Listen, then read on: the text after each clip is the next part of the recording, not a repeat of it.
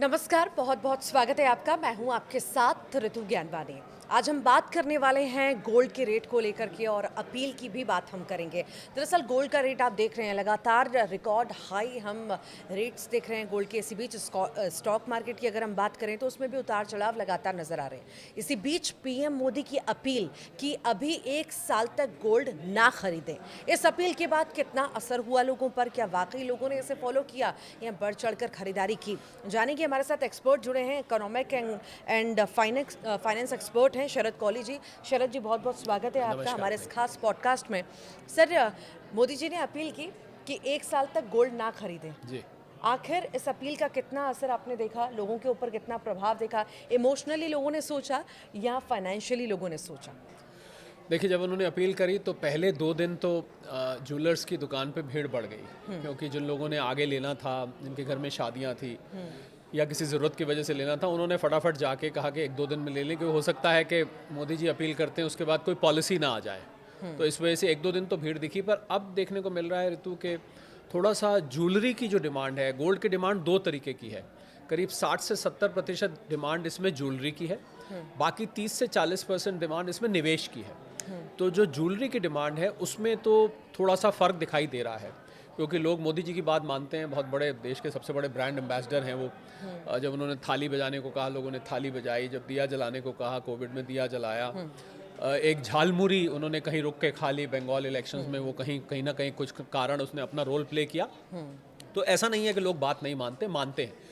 देखिए, जिसको बहुत ज़रूरी है वो तो अब भी लेगा, क्योंकि खरीदने को मना नहीं किया है। हालांकि मैं ये कहूँगा कि ये महंगा हो गया है, क्योंकि जब से इससे इंपोर्ट ड्यूटी 6% से 15% करी, तो उस समय जब मोदी जी ने अपील करी तो गोल्ड का रेट लगभग 1.5 लाख रुपए प्रति 10 ग्राम था। तो उसकी वजह से, इंपोर्ट ड्यूटी की वजह से सीधा ये 1,60,000 के करीब जंप कर गया, तो थोड़ा महंगा हो गया। अब जहाँ फ़र्क नहीं पड़ा है, मैं आपको वो बता देता हूँ। जो निवेश की डिमांड है वहाँ पर इतना फ़र्क नहीं दिखाई दे रहा है, क्योंकि जो गोल्ड के ETFs हैं, जिसको हम एक्सचेंज ट्रेडेड फंड्स कहते हैं, और जो गोल्ड के म्यूचुअल फंड्स हैं, क्योंकि लोगों को तो ऐसा लगता है कि भाई हम सीधा गोल्ड तो ले नहीं रहे। हाँ। हम तो एक फंड में इन्वेस्ट कर रहे हैं। हाँ। आगे फंड गोल्ड ले रहा है, तो लोगों को लगता है भाई सीधा मोदी जी की बात का उल्लंघन तो नहीं हो रहा है, उनको इतना कोई मॉरली गिल्ट फील नहीं होता है। तो निवेश की जो डिमांड है वो बनी हुई है, परंतु जो ज्वेलरी की डिमांड है उसमें एक बार को घर पे ज़रूर चलने से पहले ये बात डिस्कस होती है कि भाई मोदी जी ने मना किया है, या ये हो सकता है जिसने ज़्यादा लेना था वो अब कम ले रहा है, जिसने मान लीजिए पूरा सेट लेना था वो कहता है चलिए एक चेन ही ले लेते हैं। इस प्रकार का थोड़ा सा जो ज्वेलर से मुझे संकेत आए हैं कि थोड़ा फ़र्क पड़ा है, परंतु निवेश की जो मार्केट है हाँ। उसमें उतना फ़र्क मुझे नहीं। और अभी तो मैं आपको बताऊं कि मोदी जी की अपील से थोड़ा ही पहले EGR निकाला गया था। उसको बोलते हैं इलेक्ट्रॉनिक गोल्ड रिसीट, यानी कि गोल्ड लेने का एक नया तरीका निकाला गया था, जिसके माध्यम से आप डीमैट अकाउंट में गोल्ड ले सकते थे। तो अब तो इस हफ्ते से EGR भी चालू हो गया, जिसमें 1 ग्राम, 10 ग्राम, 100 ग्राम के यूनिट ले सकते हैं। तो जैसा मैंने कहा कि निवेश की डिमांड में उतना फ़र्क नहीं पड़ा है, पर ज्वेलरी की डिमांड में अब धीरे धीरे फ़र्क दिखाई दे रहा है। पर असली तब पता लगेगा ऋतु, जब हम पीक शादी के सीजन में चले जाएंगे। हाँ। क्योंकि वहाँ पर लोगों की भावनाओं से अक्टूबर के बाद अक्टूबर के से पहले ही, बल्कि जुलाई अगस्त में शादियों की लोग तैयारी शुरू कर देते हैं। तो मुझे लग रहा है कि जब शादी का सीज़न होगा तो लोग क्या बिना गोल्ड के शादी करेंगे, क्योंकि अब मुझे तो ज्वेलर्स ने ये भी बताया कि नया खरीदने वाले तो कम आ रहे हैं, परंतु जिनके घर पे गोल्ड ऑलरेडी पड़ा हुआ है, तो भारत, आप जानते हैं भारतीय घरों में एक अंतर्राष्ट्रीय एजेंसी के अनुमान के हिसाब से, भारत की भी कुछ एजेंसीज के अनुमान के हिसाब से 30,000 टन भारतीय घरों में गोल्ड पड़ा है। 30 करोड़ यहाँ परिवार हैं अप्रॉक्सीमेटली। सोचिए आप कितनी बड़ी मात्रा में गोल्ड पड़ा है। तो लोग रिसाइकिल कराने आ रहे हैं, मतलब पुराना गोल्ड लेके गए, आप पुराना सेट पड़ा है जो फैशन से बाहर हो चुका है, उसको ले गए आप, उसमें से चूड़ियाँ बनवा ली या कंगन बनवा ली या नया सेट बनवा लिया। तो ये काम तो अभी भी चल रहा है, परंतु नया खरीदने में थोड़ा थोड़ा फ़र्क पड़ा है। पर असली टेस्ट मोदी जी की बात का तभी होगा जब शादी का सीज़न आएगा और लोगों के सिर पर आ पड़ेगी, क्या वो बिना गोल्ड के नए खरीदे शादी करेंगे, नहीं करेंगे, ये हमें समय बताएगा। ये तो हमने अपील की बात की, ज़रूरत की बात हमने की कि शादी ब्याह है, सब में गोल्ड लेने की ज़रूरत पड़ती है। अगर हम सुरक्षित ऑप्शन की बात करें तो सुरक्षित ऑप्शन क्या है सबसे ज़्यादा लोगों के लिए? देखिए, सुरक्षित ऑप्शन तो गोल्ड को शुरू से ही माना जाता है, क्योंकि ऐसे मुसीबत का साथी, मुसीबत के वक्त में लोग गोल्ड की तरफ जाते हैं। ये तो देखा ही जाता है, ये तो शुरू से ही है। तो वो डिमांड भी, जैसा मैंने आपको कहा कि जो निवेश की डिमांड है, अब मान लीजिए किसी ने निवेश के लिए कॉइन लेना है या निवेश के लिए आपने वो छोटा सा चिप मिलता है वो लेना है, बिस्किट बोलते हैं जिसको, तो वो भी डिमांड में उतना फर्क नहीं पड़ा है ऋतु। मैं आपको सच बात बताऊं, ज्वेलरी की डिमांड में थोड़ा सा फर्क पड़ा है, क्योंकि ज्वेलरी ऐसी चीज़ होती है उसमें थोड़ा सा एक घरेलू बात भी है। घरेलू बात यह है कि मुझे पता लगा किसी महिला ने कहा कि मुझे नया मंगलसूत्र चाहिए, तो उनके जो हस्बैंड थे उन्होंने कहा कि देखो मोदी जी ने मना किया है, तो अभी आप मत लीजिए। तो इस प्रकार का भी पैटर्न देखने को मिल रहा है। तो ज्वेलरी में फ़र्क पड़ा है, पर मुझे लगता है कालांतर में। और मोदी जी ने, ऋतु एक बात ध्यान देने वाली बात यह है, मोदी जी ने 1 साल के लिए मना किया। तो उन्होंने जब 1 साल का कहा तो कोई 1 साल ऐसा कोई बहुत कैलकुलेटेड पीरियड नहीं था, उन्होंने अंदाजे से 1 साल के लिए कह दिया। अगर ये क्रूड ऑयल के दाम गिरते इनडायरेक्टली हैं, हम कह सकते हैं लोगों को इंडियन इकोनॉमी पर भरोसा रखने के लिए कहा गया है कि हाँ भाई इस पर भरोसा आप रखो, कहीं ना कहीं अच्छा ऑप्शन है। ये इसलिए कहा गया है क्योंकि $72 बिलियन का हमने पिछले साल गोल्ड इंपोर्ट किया, तो बहुत बड़ी मात्रा में हमारे विदेशी मुद्रा भंडार खर्च हो रहा था, इसलिए मोदी जी ने कहा। पर उन्होंने, जैसा मैंने कहा कि 1 साल उन्होंने अंदाजे से कहा है। अगर परिस्थिति पहले सुधर जाती है और क्रूड ऑयल के दाम नीचे आ जाते हैं, विदेशी मुद्रा भंडार उतनी स्पीड से खाली नहीं होता, तो 1 साल से पहले भी आप खरीद सकते हैं, कोई ऐसी बात नहीं है। मतलब परिस्थितियां सुधरने से मतलब है, 1 साल उन्होंने ऐसे अंदाजे से बोल दिया। बार बार ये भी कहा जाता है कि देश की इकोनॉमी स्ट्रांग है, अगर इकोनॉमी स्ट्रांग है तो लोग गोल्ड की तरफ भाग क्यों रहे हैं? देखिए, इकोनॉमी स्ट्रांग होने से ऐसा ज़रूरी नहीं है कि अगर इकोनॉमी स्ट्रांग हो तो आप गोल्ड नहीं खरीदेंगे। पहली बात तो ऐसा नहीं है, क्योंकि गोल्ड को पिछले आप 2-3 साल में देखें तो जिस प्रकार सेंट्रल बैंक्स ने गोल्ड बेतहाशा इकट्ठा किया है, तो अब तो इकोनॉमी स्ट्रांग हो या वीक हो, रिसेशन हो या बूम हो, कुछ भी हो, गोल्ड की तरफ अब बहुत सारे निवेशक आ चुके हैं। तो मुझे लगता है अब इसका इकोनॉमी से वीक का गोल्ड का इतना संबंध नहीं रह गया। पहले ऐसा हुआ करता था, अब ऐसा कुछ नहीं है। जो गोल्ड के निवेशक, इतने नए निवेशक ऋतु इसमें जुड़े हैं पिछले 2 साल में कि आप कल्पना भी नहीं कर सकते। लोगों ने शेयर मार्केट से हट के गोल्ड में आए हैं। अच्छा, जेनजी बहुत बड़ी मात्रा में गोल्ड में आए हैं। इनफैक्ट जो डिजिटल गोल्ड में, आपको याद होगा पीछे कुछ प्लेटफॉर्म में नाम नहीं लेता, वहाँ पर इन्वेस्टमेंट करा थे, जिसके बारे में सेबी ने बोला था कि हम इसके जिम्मेवार नहीं है, ये मान्यता प्राप्त नहीं है। उसी की वजह से ये EGR लाया गया है। तो अब तो जेनजी भी जुड़ गए हैं। तो मुझे लगता है अब गोल्ड उस अवस्था से ऊपर जा चुका है कि आपकी इकोनॉमी स्ट्रांग चल रही है या इकोनॉमी ढीली चल रही है, इससे कोई मतलब नहीं। अभी मौजूदा स्थितियां, हम कुछ समय पहले की स्थितियां देखें, गोल्ड का रेट जिस तरह से बढ़ा घटा, आने वाला समय में क्या आपको लगता है कि इसकी डिमांड बढ़ेगी या स्टॉक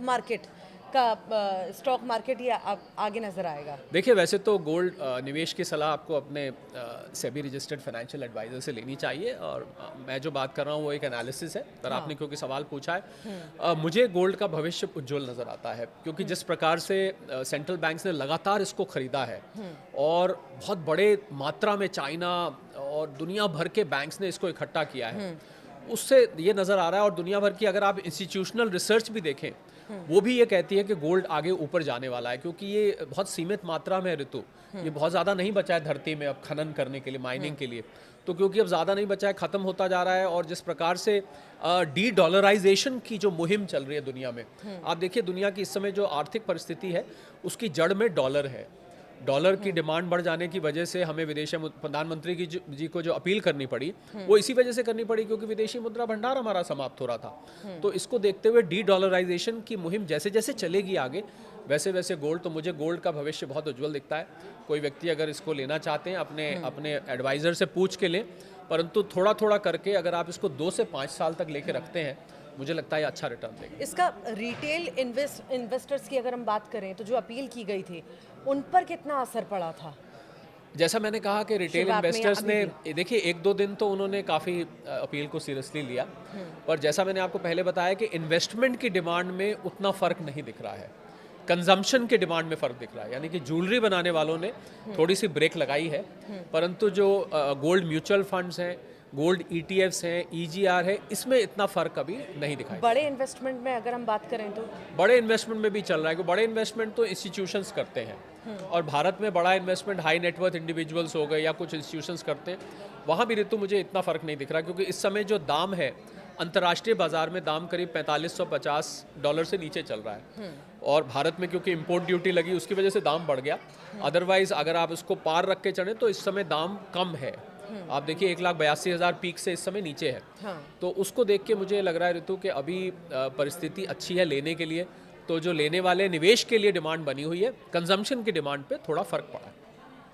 आने वाले समय में भी हालांकि खास हम नहीं मान सकते कि बहुत ज़्यादा इसका रेट बढ़ेगा, पर हाँ लोग भरोसा तो उसी पर जताएंगे क्योंकि गोल्ड पर शुरुआत से ही भरोसा सर हम देखते आए हैं कि एक वही चीज़ मानते हैं कि हाँ भाई गोल्ड ले लिया हमने, जमा कर लिया या जी। रख लिया तो हमारा बैक जो है कहीं ना कहीं मजबूत है और इस पर लोग भरोसा भी जताते आए हैं। अपील के बाद हमने काफ़ी सारे बदलाव ये देखे कि लोगों की भागम भाग हमने या दुकानों पर जूलर के यहाँ पे भीड़ भाड़ भी देखी। हालांकि अब सब कुछ सामान्य होता नजर आ रहा है, पर आप जैसा कि कह रहे हैं कि ये स्थितियां पहले भी अगर ठीक हो गई तो लोग सामान्य तौर पर खरीद सकते, तो हम ये माने कि ये भी संकेत हैं कि शायद रेट्स कम हो जाएं। देखिए, इसका रेट कम होना तो ऋतु अंतर्राष्ट्रीय बाजार पर डिपेंड करता है। और मैं आपको ये बता दूं कि 99% गोल्ड भारत में बाहर से आता है। हाँ। भारत में ये मात्र 1% पाया जाता है।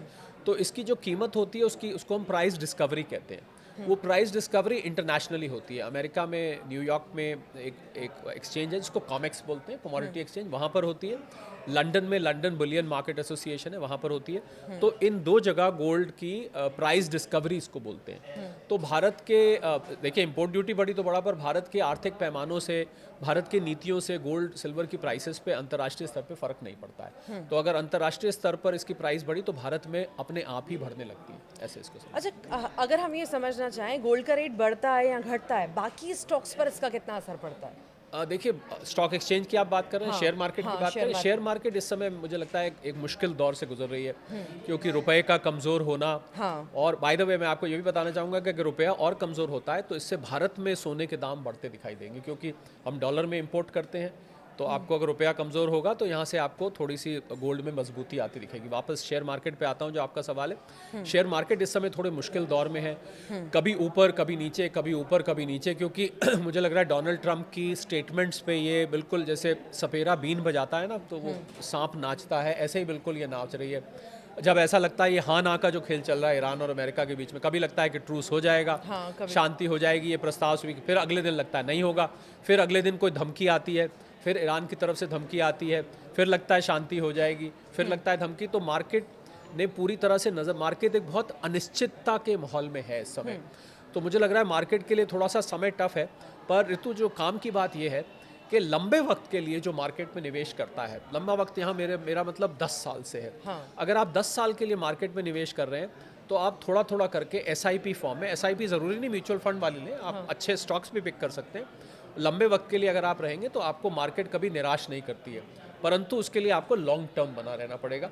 शॉर्ट टर्म में आपको मार्केट बहुत वॉलेटाइल दिखाई देगी, कभी ऊपर कभी नीचे, कभी ऊपर कभी नीचे, ये आपको मूवमेंट लगातार दिखती रहेगी। स्टेबिलिटी, धैर्य बहुत ज़रूरी है लंबे बिल्कुल, वक्त के मार्केट लिए। में बहुत धैर्य। मैंने SIP का नया नाम रखा, वैसे SIP को आपको पता होगा सिस्टमैटिक इन्वेस्टमेंट प्लान कहते हैं, मैंने उसका नाम रखा है सब्र इन्वेस्टमेंट प्लान, क्योंकि अगर आपके पास सब्र नहीं है तो आपको SIP नहीं करनी चाहिए। तो बहुत सारे लोग SIP से बीच में बंद करके निकल जाते हैं, जैसे ही NAV कम होती है निकल जाते हैं, ऐसा नहीं करना चाहिए। शेयर मार्केट में भी आप लगाएं, थोड़ा थोड़ा करके लगाएं, पीरियोडिकली लगाएं, जब जब मार्केट करेक्शन हो, और लंबे वक्त के लिए लगाएं तो मार्केट निराश नहीं करती।